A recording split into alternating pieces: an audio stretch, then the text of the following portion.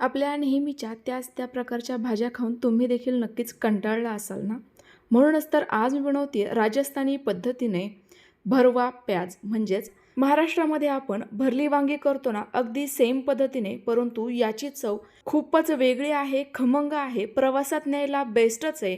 पण जर टिफिनला कोणती भाजी द्यावी अचानक आयत्या वेळेला सुचत नसेल, वेळ कमी असेल, तर ही रेसिपी तुम्ही नक्कीच ट्राय करू शकता. कारण यासाठी ना कोणत्या भाज्या लागतात ना जास्तीचं काही साहित्य लागतं. बरं, बनवलेली भाजी जास्त काळापर्यंत टिकत असल्यामुळे प्रवासातही नेऊ शकता. चला तर मग लगेचच अशा अनोख्या भाजीच्या रेसिपीला सुरुवात करूयात. नमस्कार, मी तेजश्री खाद्यप्रेमी या युट्यूब चॅनलमध्ये तुम्हा सर्वांचं पुन्हा एकदा खूप खूप खूप मनापासून स्वागत करते. चला तर मग लगेचच या चमचमीत कांद्याच्या भाजीच्या रेसिपीला सुरुवात करूया. तर आजची ही भाजी मी 3 ते 4 व्यक्तींकरिता बनवतीये. त्याकरिता अर्धा ते पाऊण किलो एकदम छोट्या साईजचे कांदे घेतलेले आहेत. आपल्याला हे कांदे ना बऱ्याचदा चिरायला फार कंटाळा येतो. मग हे कांद्यांचा काय उपयोग करावा समजत नसेल तर ही भाजी तुम्ही नक्की ट्राय करू शकता.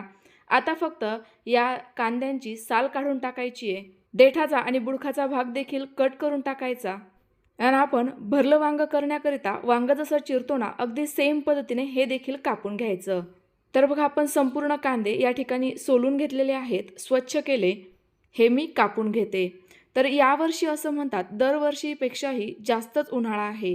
तर तुम्ही या उन्हाळ्यामध्ये शरीराला थंड ठेवण्याकरिता ही भाजी नक्की ट्राय करून बघू शकता. पराठ्यांसोबत कोणती भाजी बनवावी किंवा कोणती चटणी बनवावी सुचत नसेल तर ही एक भाजी नक्की ट्राय करून बघू शकता. तुमचं नक्कीच कौतुकच होईल. कांदे चिरून झालेत. आता आपण वाटणाची तयारी करूयात. तर त्याकरिता अर्धा वाटी शेंगदाणे सर्वात अगोदर मी छान असे खमंग खरपूस भाजून घेते. यावेळेला गॅसची फ्लेम कमी ठेवा, यामुळे ते व्यवस्थित भाजले जातात. अशा पद्धतीने याची साल व्यवस्थित तडकली, सेपरेट झाली की मगच यामध्ये घालूयात 1 चमचा फुटाण्याचं डाळवं आणि 1 चमचा पांढरे तीळ. तीळ घालणं पूर्णतः ऑप्शनल आहे, पण यामुळे ना भाजीला खूप छान अशी खमंग टेस्ट येते. फुटाण्याचं जे डाळवं आपण वापरत आहोत ते ऑलरेडी भाजलेलं असल्यामुळे जास्त काही भाजण्याची गरज नाहीये आणि तीळ भाजायला फारच कमी वेळ लागत असल्यामुळे अगदी एखादा मिनिट भाजलं की लगेच हे एका ताटामध्ये काढून घेऊयात. भाजून घेतलेलं आपलं वाटणाचं साहित्य आता थंड झालेलं आहे, ते मिक्सरच्या भांड्यात काढूयात. पण त्यासोबत मी यासोबत 4 ते 5 लसूण पाकळ्या आणि अर्धा इंच आलं जे छोट्या तुकड्यांमध्ये कट करून घेतले ते देखील या मिक्सरच्या भांड्यात घालतीये. आता यामध्ये अजिबात पाणी न घालता अगदी थोडंसं जाडसर दळून घ्यायचंय. या वाटणामध्येच तुम्ही थोडीशी कढीपत्ता आणि कोथिंबीर देखील घालू शकता, आणखी जास्त छान टेस्ट येईल. आता आपण एका ताटामध्ये घेऊयात बारीक चिरलेला एक मध्यम साईजचा कांदा आणि यासोबत तयार करून घेतलेलं संपूर्ण वाटण. तर या वाटणामध्ये तुम्हाला थोडेफार शेंगदाण्यांचे थोडेसे जाडसर कण दिसत असेल, या पद्धतीने हे वाटून घ्यायचंय. आता यामध्ये घालूयात 1 चमचा दही, पाव चमचा हळद, 1 चमचा किंवा चवीनुसार लाल तिखट, अर्धा चमचा गरम मसाला, 1 मोठा चमचा भरून धना पावडर, चवीनुसार मीठ आणि अगदी अर्धा ते 1 चमचा तेल. यासोबत थोडीशी बारीक चिरलेली कोथिंबीर. या स्टफिंगमध्ये ना दह्याचा वापर आवर्जून करा आणि जर दही आवडत नसेल किंवा घरात शिल्लक नसेल तर 1 लिंबू तरी आवर्जून पिळा. यामुळे खूप छान अशी भाजीला टेस्ट येईल. संपूर्ण साहित्य व्यवस्थित मिक्स करून घेऊ. हे वाटण असंच भाकरीसोबत खायला देखील फारच छान लागतं. नक्की ट्राय करून बघा. आपलं वाटण व्यवस्थित असं एकजीव झालेलं आहे. दह्यामुळे याला छान असा ओलसरपणा देखील आलाय. आता तयार झालेलं वाटण या कांद्यांमध्ये भरून घ्यायचं. बघा, या पद्धतीने जेवढं शक्य आहे तेवढं प्रेस करून करून भरा. यामुळे वाटणाची आणि मसाल्यांची टेस्ट कांद्यामध्ये अगदी परफेक्ट उतरेल. या भाजीमध्ये ना कांदा हा वाफवला जातो, परतला जात नाही. त्यामुळे कांद्याचा थोडासा गोडसरपणा या वाटणाची चटपटीत टेस्ट या भाजीला द्विगुणित करते. आता तुम्ही म्हणाल यामध्ये तू दही घातलंय, कांदा घातलाय, तर भाजी कसं काय टिकेल? तर हे साहित्य व्यवस्थित असं परतलं जातं, शिजलं जातं, त्यामुळे भाजी टिकते. मी 1 दिवस ठेवून बघितली होती. तर बघा, संपूर्ण कांद्यांमध्ये स्टफ करून झाल्यानंतर आपलं काही वाटण हे शिल्लक राहिलेलं आहे. आता फोडणीची तयारी करूयात. तर त्याकरिता गॅसवर एक कढाई ठेवली. कढाईमध्ये लगेचच तेल घालूयात. तर या भाजीमध्ये तेल हे थोडंसं नेहमीपेक्षा जास्त घालायचं. यामुळे भाजीला टेस्ट छान येते आणि त्याचसोबत जर तुम्ही भाजी स्टोअर करणार असाल तर प्रिझर्वेटिव्हचं देखील काम करेल.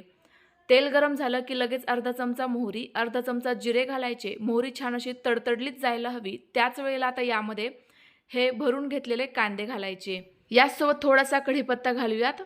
याचा देखील खमंगपणा भाजीमध्ये फारच छान लागतो. आता हे व्यवस्थित असे तेलामध्ये सुरुवातीला जराही वाटण न घालता असेच परतवून घेऊयात. अगदी हलकेसे डाग पडायला हवे तोपर्यंत हे व्यवस्थित असे परतवून घ्यायचे आणि मगच यामध्ये शिल्लक राहिलेलं हे वाटण घालायचं. आता वाटणामधील बरेचसं साहित्य आपण भाजून घेतलेलं असल्यामुळे आता वाटण आपल्याला जास्त वेळ परतवण्याची गरज नाही आहे आणि यामध्ये आपण दही घातलेलं असल्यामुळे हे परतवत असताना गॅसची फ्लेम कमीच ठेवायची आहे. त्यामुळे अगदी 1-1.5 मिनटाकरताच हे मी व्यवस्थित असं परतवून घेते आणि लगेचच यामध्ये अगदी थोडासा पाण्याचा शिंतोडा मारून साधारणतः एखादा पळीभर पाणी घालून यावर लगेचच झाकण ठेवते. यावेळेला गॅसची फ्लेम एकदम कमीच ठेवायची हे मात्र लक्षात असू द्यात. आता आपण कांदा छान असा मऊ शिजेपर्यंत वाट बघूयात. तर बघा अवघ्या काही मिनिटांमध्येच आपली ही कांद्याची भाजी तयार झाली आहे. सर्वात शेवटी यावरून थोडीशी बारीक चिरलेली कोथिंबीर घालायची, व्यवस्थित असं मिक्स करायचं. अगदी छान अशी खमंग ही भाजी लागते. पराठ्यांसोबत, चपातीसोबत आणि भाकरीसोबत तर अप्रतिम लागते. नक्की ट्राय करून बघा. बऱ्याचदा उन्हाळ्याच्या दिवसांमध्ये आपल्याला जेवण जात नाही, तोंडाला चव नसते, तर अशा वेळेला तुम्ही ही भाजी नक्की ट्राय करू शकता. मस्त अशी चटपटीत टेस्ट आहे. शरीराला थंडावा देणारी असल्यामुळे आरोग्याच्या दृष्टीने देखील अगदीच फायदेशीर आहे. तर तुम्ही ही भाजी या अगोदर कधी ट्राय केली आहे का, खाल्ली आहे का, कमेंट्स करून नक्की कळवा. रेसिपी आवडली असल्यास लाईक करा आणि जास्तीत जास्त शेअर करा. अशा छान छान नवनवीन रेसिपीज बघण्याकरिता आपल्या खाद्यप्रेमी चॅनलला नक्की सबस्क्राईब करा. तुम्हाला आणखी कोणकोणत्या रेसिपीज बघायला आवडतील हे देखील कमेंट्स करून नक्की कळवा. ही तयार झालेली भाजी मी भाकरीसोबत सर्व करते कारण ह्याची चव भाकरीसोबत अप्रतिम येते. लगेचच खाऊनही बघते. पण तुम्ही आता इथपर्यंत व्हिडिओ पाहिलाच आहे तर व्हिडिओला लाईक आणि शेअर करायला अजिबात विसरू नका. या अगोदर आपण कैरी कँडीची रेसिपी शेअर केली होती, ती जर तुम्ही अजून पाहिली नसेल तर चॅनलवर जाऊन आवर्जून बघा. पुन्हा भेटूयात. Bye bye.